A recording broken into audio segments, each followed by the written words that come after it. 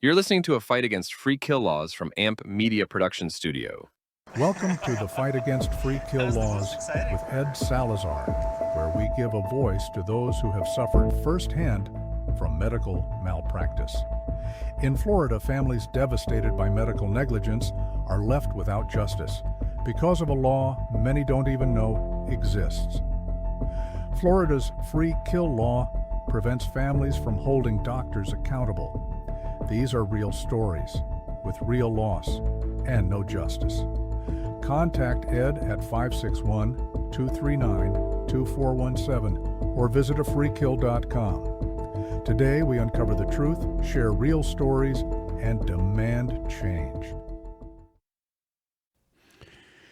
Good evening, friends, and thank you again for taking the time to join in and listen to our podcast. As most of you know who are regulars with us, our efforts again this year didn't make it across the finish line. In fact, we fell a little shorter than we did last year. In a very disappointing way, the Senate refused to allow the bill to even be heard on any of the committees in the Senate. We've identified some of the reasons for this, and we are evaluating what we need to do for the next year to come in with a little bit different, a little bit stronger approach, and to get us a better outcome. To help give us some detail and some clarity on what happened and what we'd like to do, we're glad to have Lauren Korniyenko, the Executive Director of the Florida Medical Rights Association, as our guest tonight. So can we bring Lauren in, please? Hey, Lauren. Hi there, Ed. How are you? I'm fine. Thank you so very much for joining us. I know how busy you are. So if you could give us kind of a recap of what happened in the legislative session this year. Okay, well, we were coming back with the effort to repeal the so-called Florida free kill law after last legislative session. So for those who may not know, in May of last year, Governor DeSantis vetoed the repeal bill that made it through both the House and the Senate with about 93% of legislators voting in support of repealing the Florida free kill law. So huge amount of bipartisan support across the board, Republicans and Democrats alike. The governor vetoed it in a large veto press conference, standing beside lobbyists, saying that he was doing that because the bill failed to have caps on the amount of damages families could collect in the case of a malpractice judgment or a malpractice award. So that was in May 2025. The House Speaker Perez indicated that the bills would be brought back for another conversation in this legislative session. And so the House came out very strong. They came very quickly out with their repeal bill. It hit committee in the very early weeks of the committee weeks, even before session had formally opened. It passed both House committees with strong support, and then it was scheduled for the House floor review the very first week of the legislative session. So again, the House signaling that this was something very important to them, and they were prioritizing it, and it passed the House floor vote with very strong bipartisan support. So at that point, the repeal effort had two ways forward. It could, the House bill was sent to the Senate and slated for the Rules Committee And then the Senate Bill 1700, which was sponsored by Senator Brawl, could also be taken up and moved through 3 committees before it would make it to the Senate floor vote. And there were So, 8 other, excuse me, Lauren, there were 8 other senators that co-sponsored it, correct? yes, so both the House and the Senate bills had strong bipartisan support, both in the votes, but also in the co-sponsorships. Right. So we had Republicans and Democrats, both representatives and senators, signing on to co-sponsor that. So it was a pretty strong showing. And if you look at a lot of the bills that made their way through, this was a really strong showing for those bills. So And what happened then when it was time for it to? yeah, so at that point we're waiting, and we waited quite a long time, several weeks, waiting to find out when these bills were going to be heard. We had advocates reaching out to the Senate chair of the Judiciary Committee, which is Senator Yarbrough. He was the one who sponsored last session's repeal bill in the Senate. And we were assured, our advocates were assured, that he still supported the repeal effort and the bill would be heard in committee. And week after week, advocates called, did not get additional information, and lo and behold, he announced in his last committee session that that was the last committee session and there would be no more bills coming through his committee. And did he have an explanation? No, Did he have an and we didn't explanation? No. At the time he didn't. We had a advocate reach out multiple times, and it was only after media engaged his office that he said that because of the governor's veto, it doesn't appear that this is going to be prioritized to be moving forward. At that time, we understood that the House bill could still possibly make it through with rules. So advocates engaged that chair, which is Senator Pasadomo, to request that it be heard. In our view, both these bills, the repeal effort has been going on multiple years. It passed overwhelmingly with overwhelmingly bipartisan support, and the efforts to attach caps to those bills failed. And so that effort failed. That should be a done discussion. These bills should be able to move forward on their own merits. And we didn't get any responses. And those senators, when we reached out to both Pasadomo's office and Senator Albright's office, there was no response and no engagement. Do you suppose that we could read into this? I'll just say this is my opinion. If they're going to say in advance that they weren't going to push it any further because they could see no reason for the outcome to be any different than it was last year, and it wasn't worth spending Senate time on it, if that was the case, then aren't they really telling us that even if there was a majority of a 2/3 majority or more that would vote to overturn it, that the Senate would not look for an override? They would not pursue an override of a veto? I think that is the message that is being underwritten in those statements. Because frankly, when you have so many legislators saying, yes, this is something that needs to be addressed, this is a historical wrong in our legislation, we need to make this change to improve patient safety and ensure that we're making sure that everybody has access to their constitutional rights, it should be a very simple fix. The fact that so many people voted in favor of it, the governor vetoed it, didn't meet with any families to discuss or hear our side. We heard from a lot of lobbyists.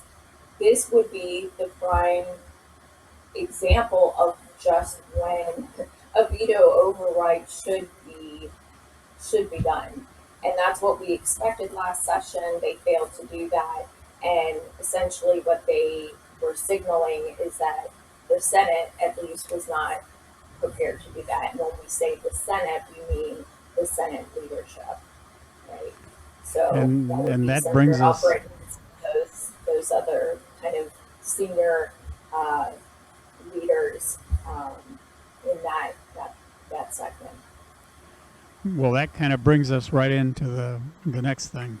You know, and I'll say again, this is my opinion, not necessarily the opinion of the station.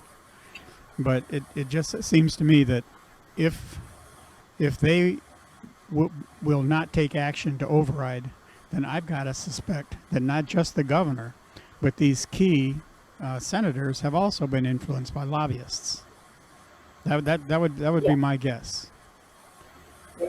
Yes. You don't need to guess. You can simply look at the public records and see that was happening. So, we went ahead and we requested the public records of discussions on these bills, which any citizen can do. How can they do that? And what we found, you Excuse me, go and I'm you sorry. submit a public records request with the House or with the Senate. And we can speak offline about that, but anybody can do that. Reporters do that on a regular basis. In fact, I believe it was Katie LeGrone that did something similar at the end of session and found that the governor received close to 7,000 emails from Floridians asking about this bill. And out of those 7,000 letters, the majority of them were citizens asking him to please sign the bill and not veto it. So you can do that. You can get some valuable insights. And so, we do that just like I assume the lobbyists are doing that. And what we can see is that the lobbyists are engaging them on this issue. They were writing amendments to the bills that they were shopping around with what they considered to be, you know, uh, the senators that would be willing to work on their behalf. We saw them sending emails to senators, uh, let's say, not work emails, all right? So either their private emails, their personal businesses, probably as a way to make it more difficult for um, any kind of oversight to see what these individuals are doing behind the scenes. So they're sending it to their not work emails in a way to get the legislation in place that they wanted. And so, that obviously raises questions that, why I think we went through a scandal maybe about 10 years ago with somebody's also not work email, Rings a bell, doesn't and it? how they were using their personal, emails so that people couldn't look and, see what they were doing. And ultimately, legislators have to answer to the people, not to lobbyists, not to companies. They answer to their constituents. And so when you see them kind of doing all these little tricks to make it more difficult to answer, for them to have to answer to the people, or at least avoid having to answer to the people, that's a problem, right? Right. So, but I think to understand what what happened this session. So effectively, those bills, they stalled in the Senate, and now essentially they are, what we would say is, they're likely dead. There may be a few more weeks left in session, but they've signaled these aren't going to be their priority. Understood. So in order to understand why those bills have stalled and died, we have to understand what actually happened last session and what was the goal, right? So Florida free kill law has been on the books now for 36 years. Families have been showing up year after year after year saying, repeal this. My family member fell into this category. They died of preventable death due to somebody's negligence. I want to hold somebody accountable, and I don't even have the right to bring a case to the court because they fell into this category. Um, Last session, the repeal bills moved through both the House and the Senate very quickly. Overwhelming support, as we talked about. The House floor vote was emotional. It was kind of, it had this historic uh, uh, feeling to it. Lawmakers acknowledged the families that had come and were sitting in the gallery who traveled to Tallahassee to be there for that historic vote. They met with them after the bill passed. The Senate leadership, after those bills moved through committee, then delayed moving the bill to the Senate floor vote Right. for weeks without explaining to anybody why there was a delay. And then we had just days before the final week of session, Senator Harrell introduced her caps amendment. So that, again, the caps are a limit that would be written back into law of if a family successfully brings a case against somebody for medical malpractice, it says you can only collect this much. Even if the jury says, there were 5 people involved, 5 doctors, 20 nurses, whatever, you can only have this amount. And the caps limits were quite low. They went from 500,000 to 750,000, and then just over a million. And so I know some listeners may hear that and go, that seems reasonable. Those are caps on pain and suffering. So let me explain to you that these repeal bills were to basically make sure that people who were wrongful death victims and their families could have access to the courts in the case of their wrongful death. These amendments went beyond wrongful death cases to put a cap on any person who had any kind of malpractice, whether they survived or whether they died. So let's just, be very honest.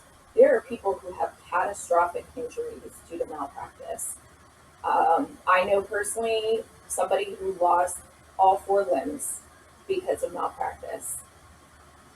Let's ask ourselves, in those cases, are these low ball caps sufficient to address their pain and suffering? Most likely, I think most of us would say no, right? And so we, the families that showed up, said, you want to run caps, run it as a separate bill.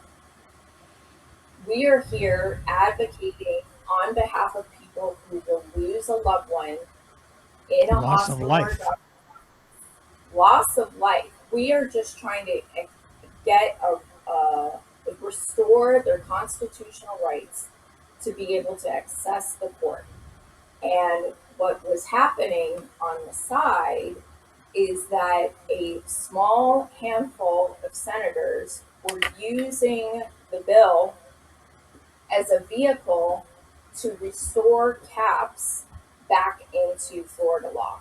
So just so everybody knows, we've had in the state of Florida, we had caps on 2 different time periods. We had caps in I think it was about 1986, 1987. They were quickly overturned by the Florida Supreme Court. And then they were reinstituted in 2003.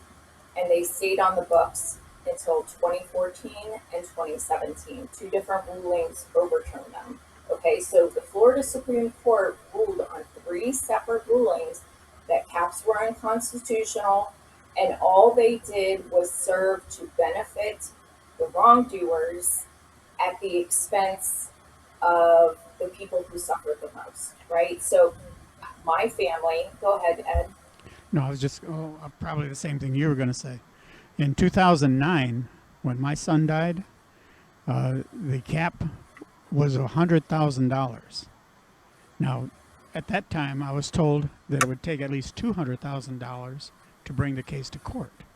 By the time you have expert witness, appeals process, motions, whatever they call it, all these different things the lawyers do. by the time we finally got to court, it would be just overwhelming. The expense would be overwhelming. Right, right. And these cases are very expensive. They take oftentimes many years to work their way through court. You have to hire a lot of people to work them. Sometimes they are made more difficult because individuals with blatantly obvious negligence refuse to settle and they drag them out for years. All that costs money. So when you put a cap on, an attorney has to go, can I recover sufficient to recoup my costs to just bring this case? Or is this cap going to make it so difficult that the amount of money that it's going to cost me to bring the case is going to not make this a economically feasible case? And Right. so that's why the Florida Supreme Court overturned these caps, And rightly so. because they understood that. Mhm. And that's why the families, my family, many other families, free kill families, said, we're not showing up for that. So Senator Harrell brought her amendment. She got a significant amount of blowback. She withdrew her amendment. And then we had Senator Yarborough, after running a clean bill all through 3 committees, about 15, 20 minutes before the bill went to the Senate floor, he added his amendment with caps, which were slightly higher. And fortunately, because advocates had done enough work beforehand, engaging lawmakers, we had a majority in the Senate who voted down Senator Yarborough's cap. Unfortunately, that was not the playbook. It was not supposed to go that way. Yeah. They were anticipating that they were going to get the caps written back into law.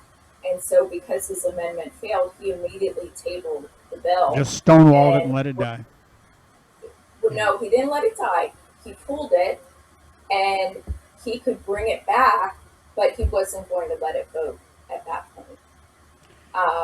And we stayed there for another day and sat in the Senate gallery until they brought it back, and they did bring it back, and they did vote on it, and it passed as a clean repeal. Thank goodness. Okay, could we, in the time we have left, could we kind of address some of the objections that the lobbyists proposed? And you can explain to Yes, the viewers how I ridiculous think, they are. yes, yes. Excuse So me, Gabe. what I Gabe, want, can you put up the screenshot of the executive summary, please? Okay, go ahead, Lauren.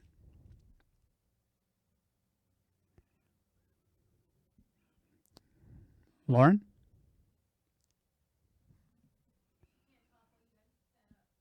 Oh, okay, go ahead and bring it down. I'm sorry, I thought you could talk while you had that up. But what we can so do I is think everything that that, Lauren's going to be talking about, that information, I'll make sure that it's available on my website, and if we can get it on the FMRA website, so the viewers can take a look at it. so I think it's really important for your viewers to understand that the reason why the bill failed last session, or not failed, the reason why the governor vetoed it, and the reason why Senate leadership refused to allow it to be heard this session is that these repeal bills were never for those individuals, for the governor, for Senator Albright and some of these other senior leaders in the Senate. The repeal bill was never about restoring access to the courts for individuals who have been denied it under the free kill law. They were using the repeal bill as a vehicle to put caps back into law. And so you had families who were essentially duped into showing up to testify in favor of these bills. And they thought they were doing the right thing. And we were, right? We were showing up so that other Floridians, other people didn't have to go through what we went through, which is losing someone in malpractice and finding out you have no right to do anything about it, and the state of Florida is going to look the other way. Right. And instead, these other individuals were playing for basically the crown jewel of tort reform, right? So, tort reform is all these different ways to limit people's ability to bring cases against other individuals in a court of law. And so, there are a variety of different measures that can be done for tort reform, but the crown jewel of all of them is caps. They are highly valuable to the healthcare and insurance industries. And so in the past, when we had the caps, the governors of the state of Florida established a task force to look at the claims of the healthcare and insurance industries about whether or not we actually should do this. All right. And it was a large task force, many months long, lots of experts. They came in and they examined all those claims. So, what happened last session is that Governor DeSantis broke from that precedent. He supported or basically pushed these senators to institute a last minute effort to add on a caps amendment without any kind of independent review, any kind of evaluation of the lobbyist claims, Economic and impact or anything like right, and essentially just push it through, bypassing all committee discussion, essentially without any debate. And Floridians have to ask themselves. So first of all, that's how we got free kill in the first place. It was essentially an amendment, and I think it was Governor Martinez at the time. He didn't even sign that bill, right? It just became law, but he didn't even sign it. that. So If I remember right, subsection 8 was kind of slipped in after the vote. right, it was slipped in. So they did basically the same thing with the caps amendment by bypassing all precedent. And so Floridians have to ask themselves, like, if this was really good for us, if the legislators are truly doing this to benefit us, why is it being done in secret? Why is it being done at the last minute, bypassing all open discussion? Well, I think we all know the answer to that, right? It's not for your benefit, it's for their benefit. And it's highly lucrative. And it's frankly would probably be way more lucrative for them than the free kill law ever was, right? Um, so, Sure. fortunately, a bipartisan majority of senators voted against the cap amendment and defeated it. And then what the governor received was a clean repeal, and signing that would basically take off the table this this effort that then could be used for caps in future sessions. And so we have what we have, right? So that's how we got stuck with this for the 36th year. Okay, in the few minutes we have left, Lauren, what would you advise people to, what as a group, what do we need to do next year that we didn't do this year? So I think that there are a variety of things that we can do. I'm not going to outline all of it right now because I think that's stuff that we can work behind the scenes quietly on. Okay. What I will say is that the people of Florida need to understand that some legislators, and when I say some, I mean a very small portion, right? Because we had all of the House sponsors, all of the Senate sponsors, those individuals really want to, I believe, see this law repealed. They really did what they could to move the needle forward in that regard. But you have a small group of individuals who are doing the bidding of industry lobbyists, and they're doing it at the expense of their constituents. And they happen to be committee chairmen. Some of them are committee chairmen, some of them are not committee chairmen, but I would tell individuals that they need to engage their representatives and their senators and say, this is unacceptable. Stop selling our rights. We say that we're the free state of Florida. We say that we believe in constitutional rights for all, and that's the reason why our founding fathers gave them to us, because they understood that if they didn't enshrine them, the bigger, the more powerful, the wealthy would take advantage of those who don't have those things. Right. And that's why the free kill families keep showing up saying it's time to repeal this law. Unfortunately, we have a few individuals who are directing a lot of things behind the scenes that are not, in this regard, I can't speak for everything, but in this regard, they are not looking out for their constituents' interests. And they should be called into account for that. They should be answering to their constituents and not big business. Absolutely. All right, well, we're out of time. We're going to have to maybe have a part 2. Lauren, thank you so very, very much. I know how tight your time is. I deeply appreciate everything you do, as do all the members of the Florida Medical Rights Association. And one last thought I'd like to leave you with. I have heard that the American Medical Association may be considering, if not they already are not, lobbying other states to do something like what Florida has done, if just for their own benefit. So to the viewers we have, and the viewers that I know of in Michigan, Minnesota, North Carolina, Georgia, Texas, look and be aware, get involved, find out what's going on, and stay tuned in to what's going on with your state legislature, because this horrible, horrible law could be coming to a hospital near you. All right, thank you very much for your time, folks. Very much appreciated.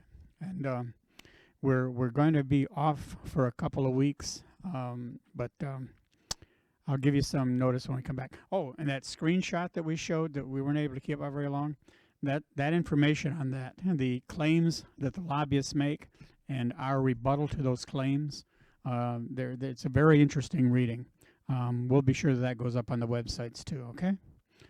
All right, good night, y'all. Love you. Thank you very much. Imagine this. A loved one, a son or a daughter, has just suffered from a life-threatening accident. They are transported to a state trauma hospital, and despite being in the care of professional physicians, they tragically pass away due to preventable medical errors. As if this was not tragic enough, then finding out that legal statutes in the state of Florida devalue your loved one's life to zero. This is what we are fighting against. Come join Edward Salazar as he discusses the issues surrounding free kill laws and how to resolve them. Catch The Fight Against Free Kill Laws with Ed Salazar on Monday, 5 p.m. on all social media. Learn who we are and join our cause today. Thank you for watching The Fight Against Free Kill Laws with Ed Salazar, where we interview those who have dealt firsthand with medical malpractice. Families are devastated by medical malpractice and left with no justice. This isn't just a loophole. It's a failure to protect the ones we love. It's time to change the law. It's time for accountability.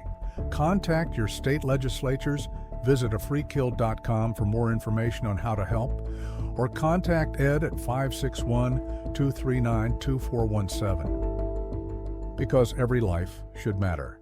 You're listening to A Fight Against Free Kill Laws from AMP Media Production Studio.